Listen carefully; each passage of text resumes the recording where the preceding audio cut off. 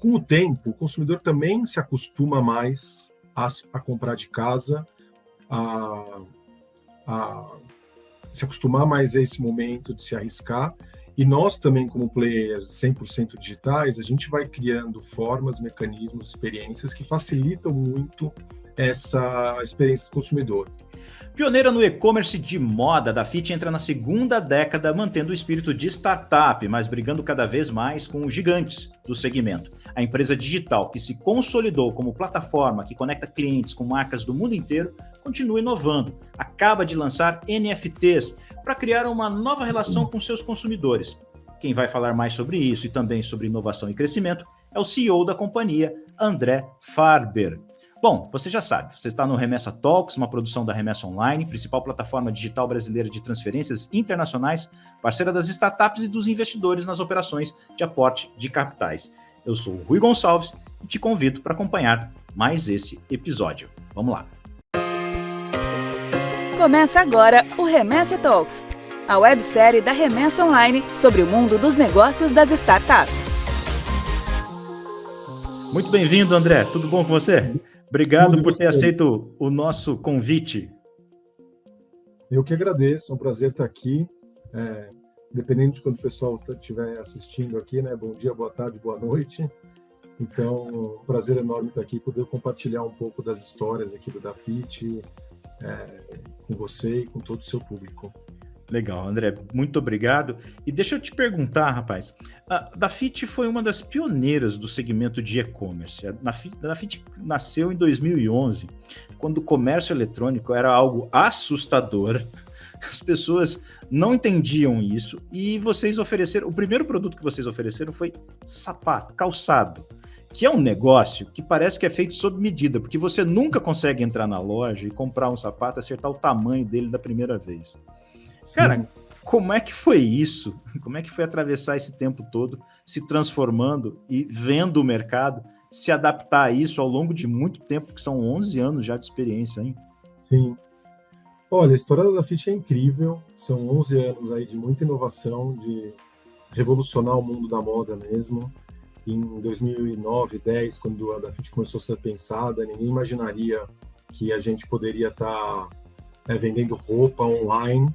E depois aqui de 12 anos, 11 anos da nossa fundação, a gente está presente em 4 países, a gente tem mais de 4 milhões, mais de 7 milhões de clientes ativos, dezenas de milhares de pedidos todos os dias. E quem imaginaria, né, que sapatos podiam ser comprados online, e hoje a gente vende milhares, dezenas de milhares de pares aí por dia, então muito incrível a nossa história. Uma parte importante do nosso público é formado por gente de startups e gente que está numa fase bem anterior a de vocês, né? Gente que está ali, ele acabou de receber o seu investimento pré-seed, seed, está ali, acabou de criar o seu produto, está com perspectivas de escalar e tudo mais. O que é para vocês hoje olharem para dentro da empresa e conseguirem localizar aí dentro, identificar aí dentro, aquilo que vem da essência de vocês, da época das startups? O que vocês conseguem manter ainda das startups depois de todo esse tempo? Olha, acho que muitas coisas. A gente tem uma empresa ainda muito nova, com 11 anos, eu falo que a gente ainda não entrou na adolescência, estamos há alguns anos de entrar na adolescência, e eu acho que a gente ainda experimenta muito, ainda testa muitas coisas novas. A gente acha que tem uma equipe muito jovem e eu gosto muito também de que a equipe tenha liberdade de criação e que as coisas sejam decididas mais na ponta do que no centro. A gente começou com pouca gente, hoje a gente tem mais de 3 mil colaboradores, então a gente, por um lado, precisa se organizar, mas por outro lado eu gosto de manter o espírito de que a ponta que está mais próxima das decisões e da execução possa ter essa liberdade. Então, são alguns dos elementos aí que a gente mantém da cultura do startup. É muito falado, né, sobre a cultura de test and learn versus a do command and control, e eu acho que a gente continua vivendo isso aqui, uma cultura de test and learn, não uma cultura de command and control. E como é que fazer essa luta de braço com os grandes magazines, né? Porque vender roupa e vender sapato é uma coisa muito pessoal, né? As pessoas gostam de ir, olhar na vitrine, pega a roupa, experimenta, né? Principalmente a moda feminina. Talvez para a moda masculina seja até mais fácil vender digital, mas a moda feminina certamente tem que ter essa interação e essa relação. Como é que uma empresa digital consegue lutar com essa experiência, né? Com as grandes magazines tradicionais do mercado? Eu acho que tudo nasce do desejo do consumidor. Então, acho que a gente tem que conhecer muito bem o que o consumidor precisa, quais são aqueles momentos de compra, como a gente faz o melhor trabalho para o consumidor. Então, tudo nasce desse entendimento e a gente está se conectando e olhando. O consumidor tem momentos que ele vai querer comprar em loja, que ele vai querer experimentar, sentir, e tem outros momentos que ele vai querer comprar de casa, da sua comodidade. Com o tempo, o consumidor também se acostuma mais a comprar de casa, a se acostumar mais a esse momento de se arriscar. E nós também, como players 100% digitais, a gente vai criando formas, mecanismos, experiências que facilitam muito essa experiência do consumidor. Então, eu vou te dar alguns exemplos. A gente hoje tem provavelmente a melhor devolução de moda do Brasil, a gente chama isso de devolução facilitada. Você pode comprar na Dafit, não serviu, você deixa na sua casa, a gente vai buscar na sua casa e essa troca é grátis. Isso começa a remover essas barreiras. Você pode até experimentar e depois devolver. Você pode pedir 2 tamanhos, um M e um G, e ver qual ficou melhor, devolve o G, fica com M, ou vice-versa. Acho que toda a experiência, a curadoria, as fotos, tudo que a gente faz, começam a deixar o consumidor mais confortável para comprar no online. E a gente vê essa evolução, a penetração do online muito grande e a gente conseguindo sempre crescer cada vez mais. Se eu soubesse que eu podia comprar 2 produtos e devolver um, eu tinha mudado meus hábitos de consumo há mais tempo.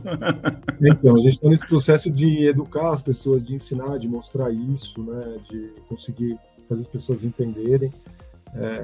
Mas é algo que a nossa logística reversa é muito boa e ela vai buscar na sua casa. E agora, como é que vocês fazem hoje? Porque vocês viraram um grande magazine, vocês têm diversos produtos de moda que não se limitam só ao calçado e à roupa. E vocês estão fazendo parceria com marcas do mundo inteiro. Vocês viraram o grande magazine digital do Brasil? Eu acho que a gente é o maior armário de moda da América Latina. Acho que a gente tem muita coisa legal. A gente tem muita coisa das marcas nacionais. A gente tem muito das marcas internacionais. Eu estou vestindo aqui literalmente a camisa hoje. A gente é importador da Banana Republic no Brasil. Essa é a camisa da Banana, que só vende na Dafit e que você pode comprar com um clique ou 2 cliques e chegar na sua casa de forma muito cômoda, por um preço também muito acessível. Então, a gente tem essa missão, né, de tornar a compra da moda nacional ou internacional muito mais facilitada. O Brasil e a América Latina. O Brasil é um país de proporções continentais. A gente também tem operações em outros grandes países da América Latina, como Colômbia, Argentina e Chile. Todos os países são bastante grandes. Então, imagina, né? A gente tem as marcas nacionais que você pode comprar, mas a gente também tem as marcas internacionais, que às vezes nem distribuição tem no Brasil, ou se tiver distribuição, tem uma distribuição não tão completa. E a gente faz esse papel de ser essa ponte, de escolher as marcas legais, de garantir que a gente tem produtos originais, que hoje é uma dor muito grande também do consumidor, porque a gente sabe que tem muita gente vendendo de tudo, mas nem sempre você sabe se aquilo tem boa procedência. Então a gente trabalha aqui totalmente dentro das regras, pagamos impostos e temos relações diretas com as marcas fora do Brasil, o que nos dá um portfólio muito diferenciado. No final das contas, vocês são um grande operador logístico, porque já que você vende moda e não precisa ter a loja, certamente você deve ter um processo descentralizado de estoque. Como é que é a logística para operar um grande e-commerce? Olha, a gente é muitas coisas. Logística é uma das nossas fortalezas, eu posso falar sobre isso. A gente também é uma empresa de tecnologia, a gente é uma empresa de moda, a gente é uma empresa de varejo. Então a gente... Mas voltando à sua pergunta da logística, eu acho que assim, a gente primeiro fez um investimento muito grande em logística mesmo. A gente no Brasil criou o maior centro de distribuição automatizado da América Latina, não de moda, de todas as categorias. A gente tem uma solução que tem em pouquíssimos lugares do mundo, com 300 robôs que andam em trilhos e baixam para pegar as roupas. Isso torna a gente muito eficiente, muito rápido. E a gente criou um network de distribuição em todas as grandes cidades do Brasil e pequenas também, o que faz que a gente tenha um nível de serviço muito bom. Então, hoje, o nosso NPS é acima de 70%. Para quem conhece aí, as métricas de NPS são bastante boas. A gente trabalha no modelo produtos próprios e produtos de terceiros. Nos produtos próprios, a gente traz direto do nosso CD. Nos produtos de terceiros, a gente vai buscar e distribuir produto. O nosso NPS nos produtos próprios é acima de 8%, de 80%, porque aí a gente controla muito bem a cadeia. E aí é o segredo dessa escala, né, de ter muita gente boa. Eu tenho grande orgulho da nossa equipe de operações, que faz um baita trabalho e que consegue fazer essa máquina funcionar. E você falou aí que a empresa é muitas coisas, né? E, logicamente, vocês são uma empresa digital, porque vocês nasceram digital. A logística veio como consequência do ganho de escala, porque provavelmente, no começo, o próprio dono devia dobrar e embalar o produto que era vendido, né? Dentro da área de digital, como é que vocês conseguem manter a inovação nesse segmento? Onde é que estão as grandes chaves que agregam valor, geram valor para sua marca através da tecnologia? Olha, a gente é muito focado, de novo, na experiência do cliente. Então, o que a gente pode fazer para melhorar a experiência do cliente, a gente faz. Então, pode passar por fotos de as pessoas entendam melhor os produtos e consigam quase que tocar no produto sem poder tocar. Então, acho que isso é a tecnologia aliada à arte, né, das melhores fotos. Então, a gente tem uma equipe de fotógrafos própria, com estúdios. A gente tem um estúdio grande, com mais de 10 estúdios fotográficos, que a gente está fotografando milhares de produtos por dia, com modelos, etc. A gente também foca muito em melhorar a experiência logística. Então, eu dei já o exemplo para você da logística reversa, que ele pode parecer que é só um caminhão que vai, né, que é até um motorista que vai até a sua casa buscar, mas, na verdade, tem muita tecnologia por trás. É um segundo exemplo. A gente tem nossos mecanismos de recomendação também, que é para poder oferecer para cada um dos clientes de forma personalizada os produtos que o cliente acha relevante. Então, tem muita coisa, o próprio acompanhamento do pedido, para o cliente ficar mais tranquilo onde está, envolve muita tecnologia, muita informação. Então, a plataforma, ela é assim, ela vai olhando para todos esses pontos de contato e tentando entender quais são as dores e resolvendo esses problemas.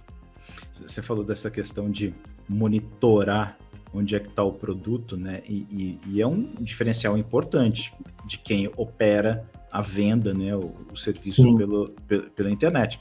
Porque se eu não posso ir até o local, pegar, embalar e levar para minha casa, eu quero saber em que pé tá aquilo, e é terrível quando você fica sem essa informação, né? Eu até faço essa comparação porque dentro da Remessa, um dos grandes desafios nossos é dar transparência para o cliente em que estágio está a transferência internacional dele. Nada, é o dinheiro dele que está fazendo um caminho entre dois países. E isso precisa ser muito transparente. Qual que é o grau de dificuldade para você conseguir entregar essa informação com precisão para o seu cliente? Porque pode fazer uma grande diferença nesse NPS que você citou, que está tão bem posicionado, né? Olha, você captou um ponto bom. Qual é o grau de dificuldade? A minha resposta é alto. Porque como a gente tem um network de distribuição muito grande e um network de fornecedores muito grande, a gente precisa integrar a Dafit a muitos sistemas para conseguir receber informação para poder fazer ela chegar na palma da mão do cliente para dizer onde está. Então, quanto mais a gente consegue ter sistemas integrados, melhor e mais fácil a gente consegue fazer isso. E aí acho que o X da questão tá quando a gente tem mais controle sobre o processo, quando o produto sai do nosso estoque, a gente tem mais controle e os sistemas têm mais integrados. Se eu estou pegando um produto, a gente tem os nossos sellers também, que são empresas que vendem produtos através da plataforma da Fit. Em alguns casos eles estão muito bem integrados a mim, em outros menos. Se alguém um dia, né, abrindo a cozinha aqui, tiver um pouco menos de informação da entrega da Fit, é porque está comprando de um seller que talvez eu não esteja com a minha tecnologia tão bem integrada. E aí eu não tenho acesso às informações de forma tão precisa. Ou seja, você deve ter um trabalho gigantesco de conseguir fazer todas essas integrações. Porque, no final das contas, quando você começa a lidar com muitos outros fornecedores, cada um tem o seu tamanho, cada um tem a sua tecnologia embarcada, né? E quando você tem um cara bem estruturado, às vezes a tecnologia que ele usa é diferente de um segundo. Sim. E aí essas integrações devem ser terríveis, né? Você tocou no ponto. A gente tem que se integrar com outras empresas que vendem os produtos, a gente tem que se integrar com as transportadoras, e são muitas. Então, obviamente, a gente também tem nosso sistema, eles têm que conseguir se integrar ao nosso sistema. Então, esse é o desafio mesmo. E esse é o desafio da escala, né? É muito difícil você fazer isso para uma escala pequena, porque é muito caro, é muito custoso, né? A tecnologia para uma... Então, por isso a importância de escalar e fazer isso para dezenas de milhares por dia, a milhões por mês, porque aí você consegue justificar esse esforço enorme tecnológico, de entendimento da jornada e de tecnologia para poder justificar todas essas integrações. Fazer para um negócio pequeno não dá, tem que ser grande. Agora, o quanto disso vocês desenvolvem internamente, o quanto disso vocês contratam e o quanto disso vocês acabam se fundindo a outras empresas? Como é que é essa dinâmica de vocês no que diz respeito a essas integrações, né? Grandes magazines normalmente têm uma área de inovação que acaba observando outras startups, traz para dentro do seu ambiente, estimula, investe, às vezes compra. Como é que vocês lidam com isso? Acho que aqui tem uma reflexão muito interessante, que quando a gente começou, a gente era uma startup, a gente estava inovando. Então, tudo que a gente estava fazendo, ninguém tinha. Então, a gente falava, putz, a gente vai criar tudo. E a gente criou tudo. Hoje em dia, quando você olha 11 anos depois, eu acho que a gente carrega uma cultura de criar tudo, mas já não precisaria estar criando tudo. Porque algumas das coisas que a gente foi muito inovador no começo, hoje já tem empresas que fazem, então a gente poderia estar comprando. Então hoje a gente tem que ter um olhar mais... Hoje a gente ainda faz muita coisa, mas a gente tem que ter um olhar mais atento ao que a gente pode comprar fora. Assim, para que reinventar ou inventar se você tem algo pronto? Então, essa é a reflexão que a gente está passando agora, depois dos 11 anos. A gente criou muita coisa, depois de 11 anos a gente tem um legado enorme de sistemas, subsistemas, um emaranhado, e uma cultura muito anti-comprar de fora. Mas a gente está começando a questionar isso 11 anos depois, ou 10 anos depois. Você me fez me lembrar de uma das entrevistas que a gente fez aqui no Remessa Talks, logo no comecinho, foi com o Alex Talbot. Ele é um dos criadores do Peixe Urbano. E uma das grandes soluções que eles desenvolveram dentro eram soluções antifraude, né? Porque eles estavam justamente nesse começo em que não tinha tecnologia. E no final das contas, a empresa hoje que ele toca é a spin-off da solução antifraude dele. Inclusive, o Peixe Urbano, quando chegou a pandemia, ele não aguentou as pontas, porque o modelo de negócio era um modelo de negócio de experiências presenciais. Quando chegou a pandemia, o Peixe Urbano não sustentou. Mas a operação deles de antifraude ficou gigante, né? Então é um pouquinho por aí, né? Quer dizer, você consegue, inclusive, fomentar inovações que podem até gerar spin-offs, né? Chegou a gerar alguma na Dafit?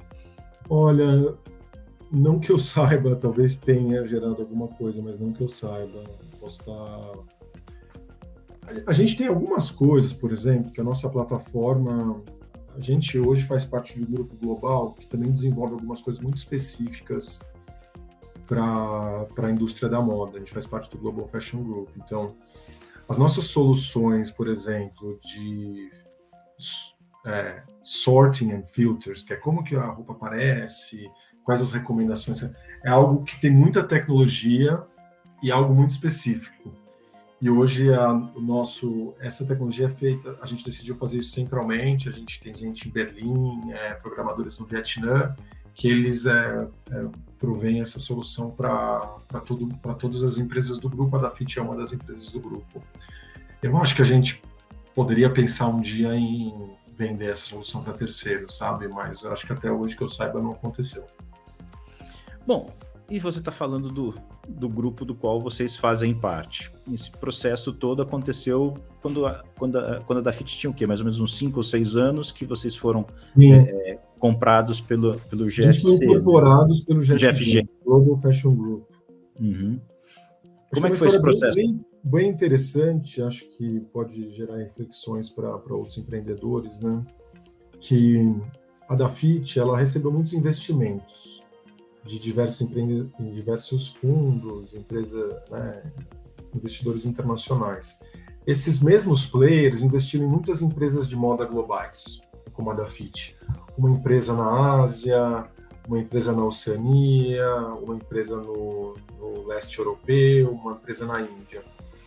Em algum momento eram muitos investimentos cruzados para esses investidores e um pouco difícil de fazer a governança para eles. E aí foi pensado, poxa, e se a gente juntasse, deixasse as empresas ainda muito independentes, que é o caso até hoje, mas a gente juntasse a governança, na verdade, isso numa empresa só, que foi criado como Global Fashion Group, para simplificar a governança dos fundos que tinham colocado dinheiro na Dafit e nas outras empresas. E aí, então, se fundou o Global Fashion Group, aí em 2015 para 2016, e depois a empresa acabou sendo listada na Bolsa de Frankfurt em 2019. Então, a nossa empresa controladora, a nossa holding controladora, que é o Global Fashion Group, é listado na Bolsa de Frankfurt. Foi uma forma que os investidores encontraram de facilitar a governança e de também ter acesso à liquidez. Então, no final das contas, não foi uma fusão ou aquisição, na realidade foi uma reestruturação para atender demandas dos investidores. Sim, dos investidores e também depois das empresas, porque uma vez que você está organizado globalmente, etc., aí você depois tem mais facilidade em captar as próximas rodadas. Então, a gente fez uma grande captação durante a pandemia, o que nos deixa bem capitalizados para o nosso crescimento. Então, ajudou os investidores, mas também, sempre quando ajuda os investidores, ajuda a empresa, certo? Então, foi uma troca muito boa para todas as partes. Bom, já que a gente já começou a falar de investidores, deixa eu chamar a vinheta e vamos para a próxima rodada. Chegou a hora da próxima rodada. André, na próxima rodada a gente fala um pouquinho justamente sobre isso, né? Dinheiro, investimento, crescimento e tudo mais. Você estava contando no bloco anterior que os investidores fizeram essa estruturação, né? Em que pegaram vários investimentos ao redor do mundo, juntaram dentro de uma operação macro e vocês estão dentro desse guarda-chuva operando com independência, ou seja, vocês ainda continuam sendo a Dafit com aquela que nasceu no Brasil e atende o mercado brasileiro.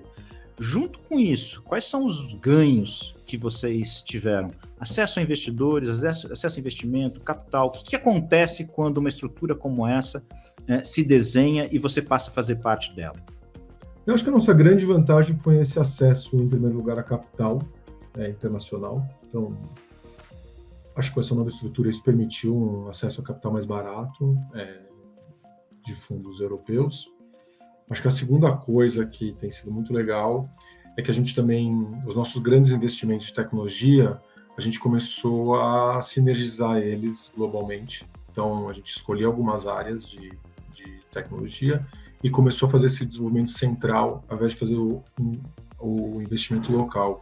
Isso dá ainda mais escala para a Dafit, para poder fazer uma operação melhor, servir o cliente melhor, ou servir os sellers melhores, as marcas melhor, de forma melhor. Acho que são os 2 pontos.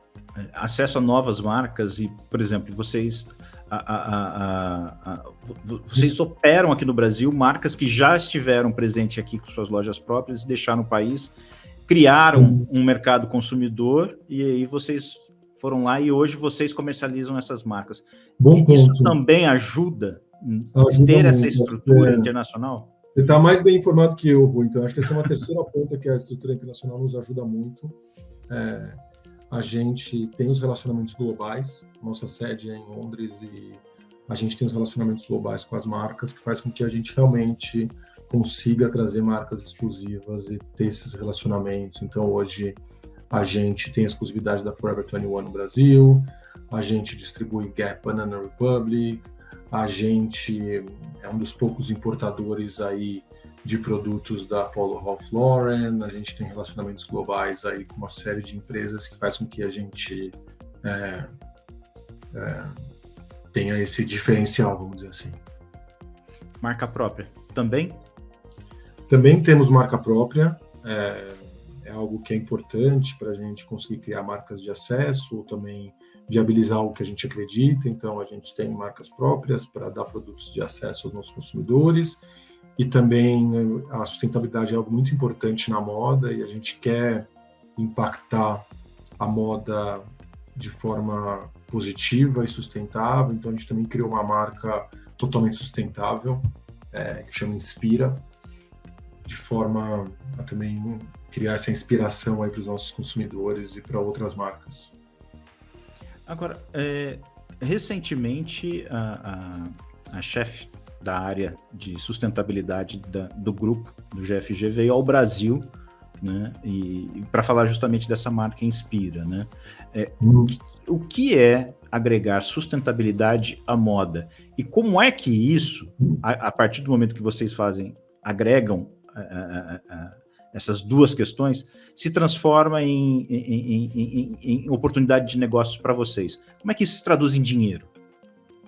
Olha, eu acho que a principal que a gente pode fazer pela sustentabilidade na moda, o principal ponto é o uso de materiais mais sustentáveis e de gerar uma pegada de carbono menor. Então, quando a gente fala de uso de materiais mais sustentáveis, a gente consegue olhar com os nossos fornecedores qual tipo de algodão que está sendo usado, que tipo de processo ele passou e qual é a sustentabilidade desse material. Outros tipos de materiais que se são reciclados ou não nas nossas roupas. Então, hoje o que a gente faz dos nossos fornecedores que a gente, por exemplo, Adidas, a gente mapeia com eles quais são os produtos mais sustentáveis, e a gente tem uma landing page que chama Dafit Eco, que tem esses produtos mais sustentáveis para o consumidor poder fazer essa escolha. E do lado nosso, quando a gente desenvolve produto, a gente também mapeia a cadeia para entender qual é o uso de produtos que estão vindo através desse... quais são os materiais que estão sendo usados para a gente garantir que a cadeia é o máximo sustentável possível. Isso efetivamente impacta no resultado de vocês? Traz algum ganho adicional? Como é que é esse produto no final das contas em termos de preço médio? Ele é mais vendido, menos vendido? Tem mais margem de lucro? Tem mais margem? O que faz, além das questões efetivamente, digamos assim, mais vocacionadas para a sustentabilidade?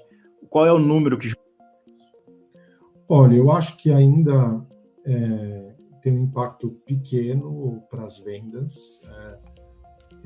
O consumidor ainda é muito no Brasil focado em preço, mas a gente faz por a gente acreditar que é o certo e também sabe que tem consumidores que isso é importante.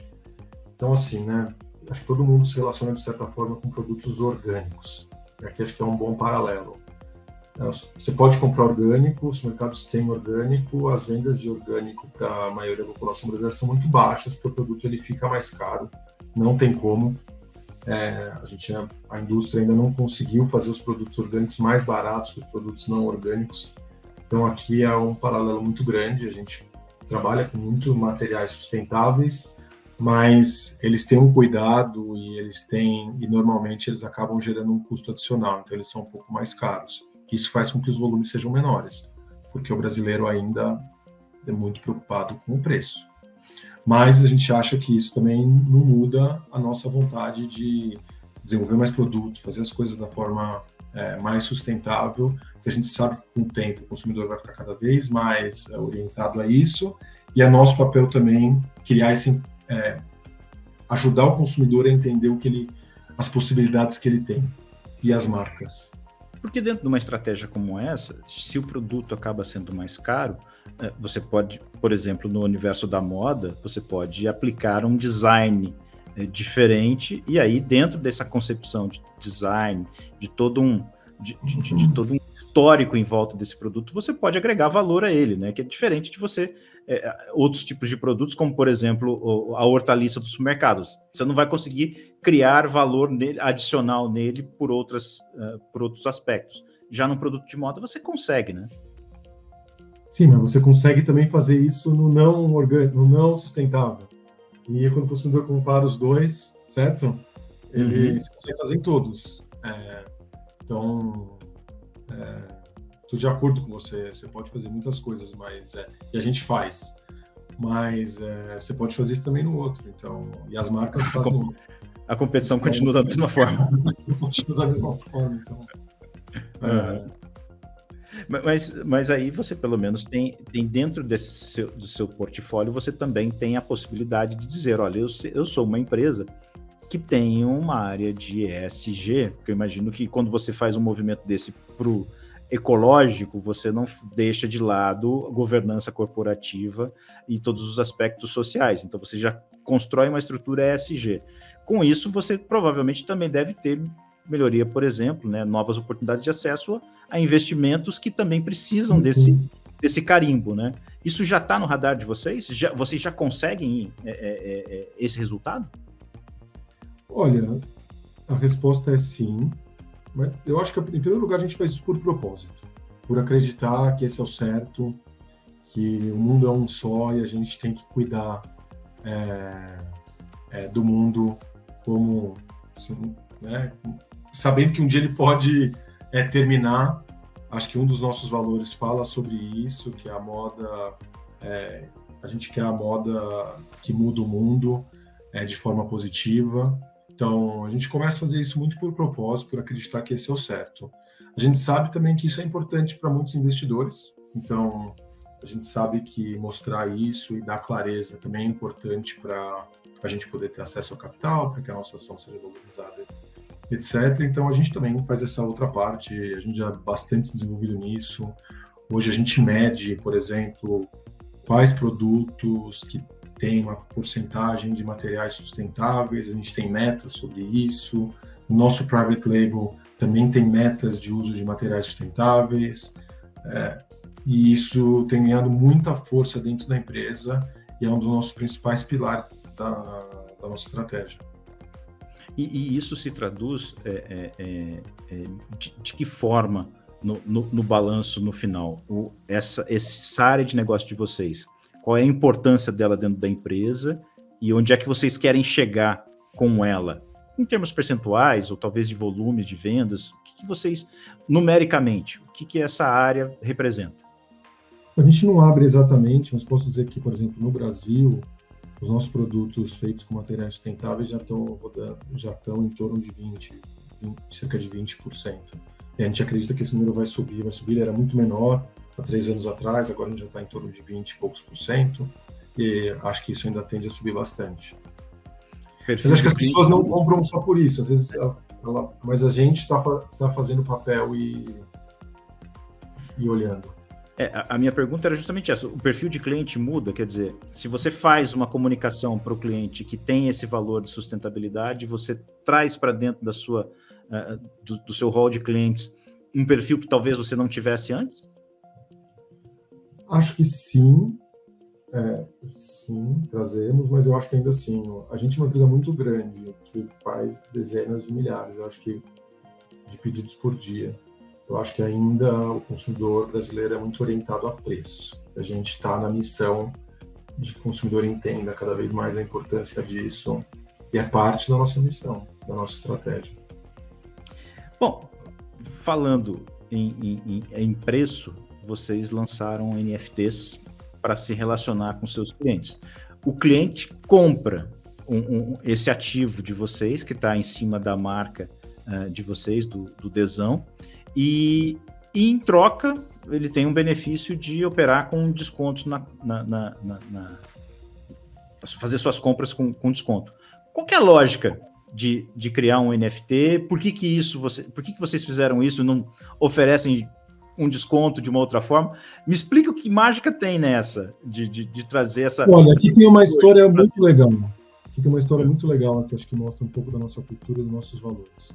A gente estava num processo de revisitar a nossa missão, nosso propósito, e a gente chegou a uma evolução da missão, que é: a gente quer trazer a moda do mundo para todo mundo.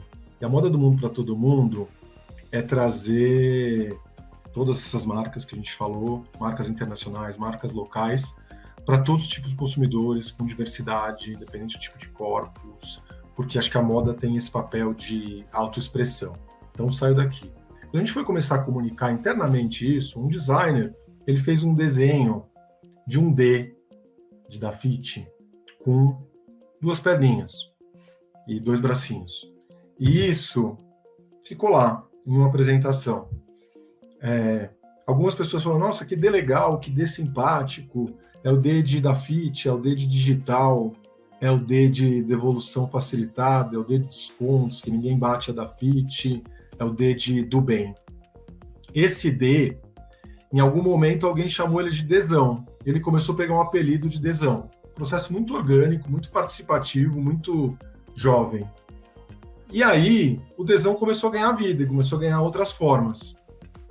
E a gente falou: por que não fazer um NFT do Dezão, de forma a também fazer com que as pessoas entendam esse lado da Fit mais descolado, mais jovem, e se conectem com a gente. E vamos dar um benefício do desconto. Então, surgiu essa ideia de explorar esse outro canal, essa outra forma de divulgar nossa marca através de NFT.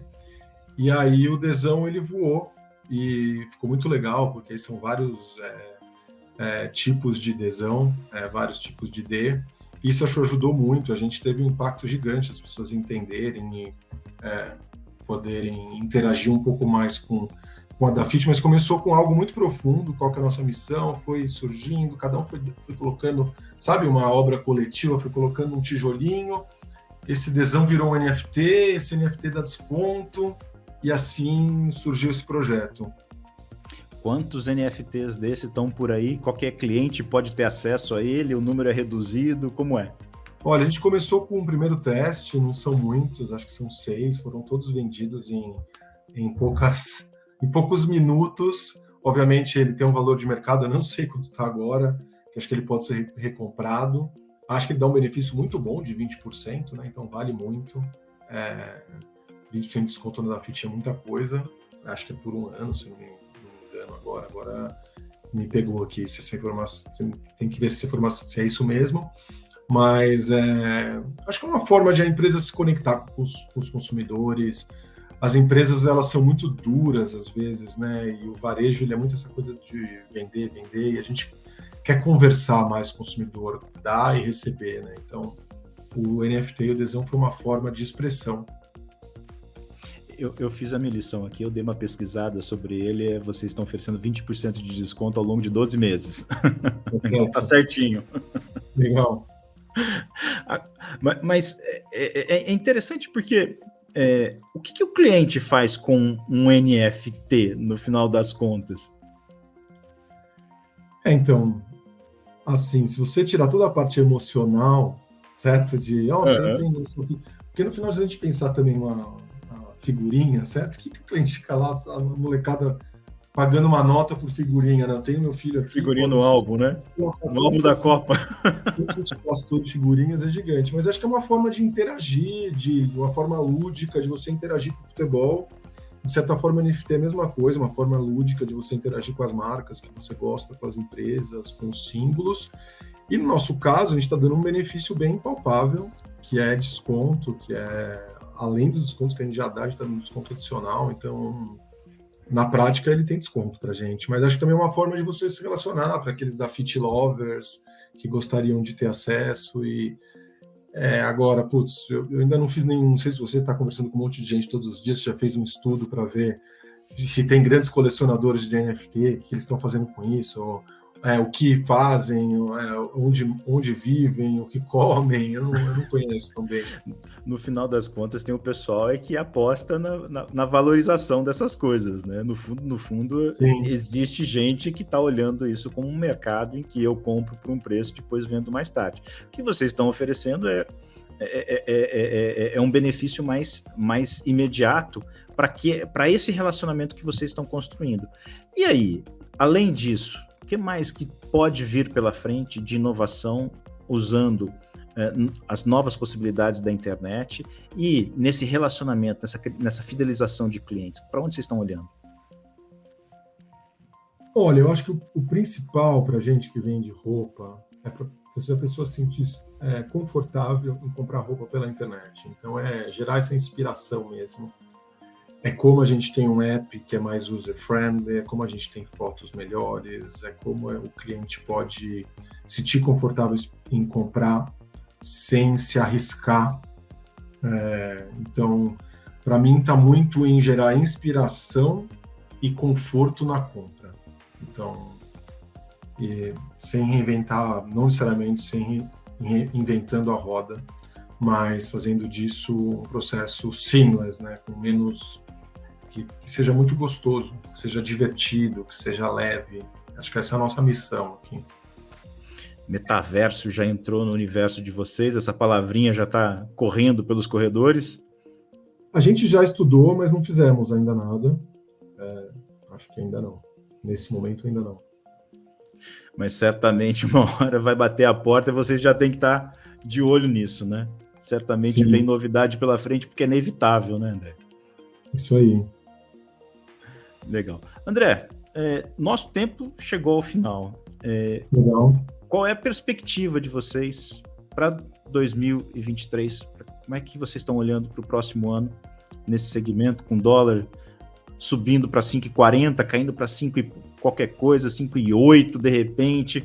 Como é que vive uma empresa que importa muita coisa, né? Tem a tecnologia aí, investimentos em tecnologia sendo feitos? Expectativa para 2023 para a gente poder encerrar? Olha, acho que empreender e ser empresário em qualquer lugar é difícil. No Brasil, acho que isso multiplica aí por algumas vezes, né? A gente sempre tem bastante incerteza no país, mas por outro lado também o Brasil nos oferece muitas oportunidades. E eu acredito mais nessa segunda parte, onde a gente tem um país enorme, um país onde a população precisa de melhores serviços, inclusive na moda, e que o e-commerce veio para ficar e vai aumentar cada vez a sua penetração. Então eu vejo o futuro com muito otimismo, que a gente ainda tem muito para aumentar a penetração do e-commerce e que cabe a gente, como empresa, oferecer um serviço cada vez melhor, de maior qualidade, com mais diferenciação, para o consumidor comprar, voltar, se sentir bem. Então eu vejo, assim, é mais um ano de vários onde a gente tem que fazer nosso trabalho, seja quem ganha eleição, a gente continua trabalhando e servindo cada vez melhor o consumidor. Legal. André, muito obrigado aí pelo seu tempo, por contar um pouquinho da história da Dafit, para onde vocês estão rumando. Valeu mesmo, desejo a vocês muito sucesso. Eu que agradeço e pode contar comigo se precisar de qualquer outra coisa. Legal. Quero agradecer você também que ficou com a gente até aqui. Lembrando sempre que o Remessa Talks é uma produção da Remessa Online, principal plataforma digital brasileira de transferências internacionais, parceira das startups e dos investidores nas operações de aporte de capitais. Tchau, tchau e até o nosso próximo encontro. Esse foi o Remessa Talks, websérie da Remessa Online. A gente se encontra na próxima rodada.